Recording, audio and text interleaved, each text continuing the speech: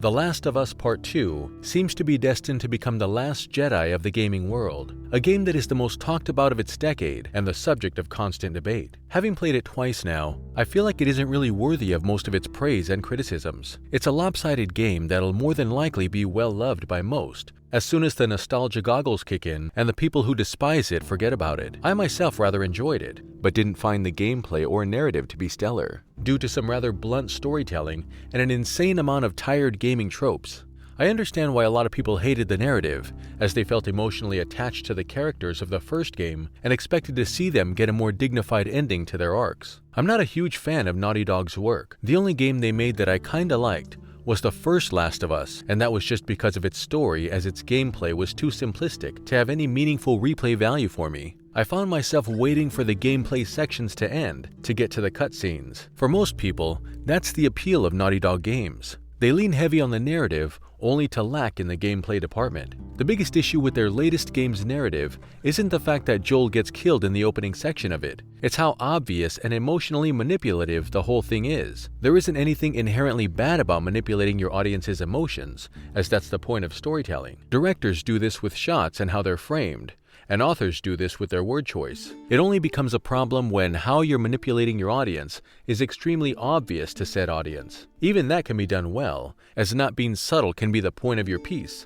like Do the Right Thing or Starship Troopers. The Last of Us Part 2 is too blatant and self-serious, without a meaningful purpose, so much so that you can't help but roll your eyes at a lot of the moments in the game. It's like watching a magician fail to conceal his sleight of hand. It's just wince-inducing. It's clear straight off the bat that the game wants you to like and empathize with Abby, and in the end understand her. This is a mammoth task to undertake, as in the first few minutes of knowing her, she kills one of the most beloved characters in gaming in front of his surrogate daughter in the most brutal way imaginable. The game still attempts this by doing several things. The first is making the protagonist of the previous installment as unlikable as possible. This is a must, as the two are on a collision course with each other, and if you're rooting for one character more than the other, then the story itself loses a lot of its impact.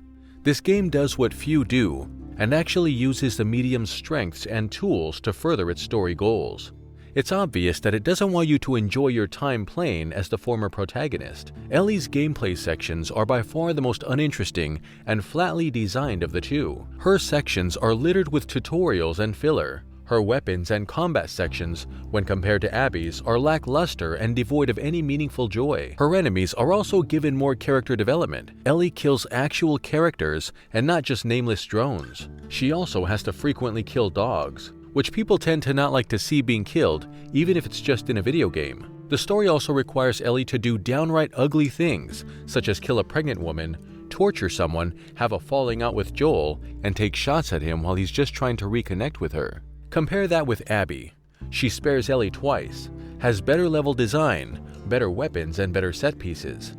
She only kills cult members and her own to protect two vulnerable individuals. All this comes to an eye-rolling climax in the final fight between the two, where we see Ellie force a tortured and starved for 4 months Abby to fight her to the death. I couldn't help but think the whole time, okay, I get it. Revenge has poisoned Ellie to the point where she's become as bad as Abby was. I don't need to beat a malnourished woman to understand this. Luckily, that's the end of the heavy-handed manipulation, and what comes after is a bittersweet final talk with Joel that provides us with a glimmer of hope that his last moments weren't thoughts of regret, but relief that he somewhat mended the broken bond that meant so much to him before his death. It also gives us more insight as to why Ellie went to the lengths she did to get revenge. The Last of Us Part 2 suffers from a script that's pool deep, but thinks itself as deep as an ocean. It's serviceable for those willing to give it a shot, but isn't anything profound or worthy of the title of masterpiece. Anyway, if you played it, let me know your thoughts on the game and its story.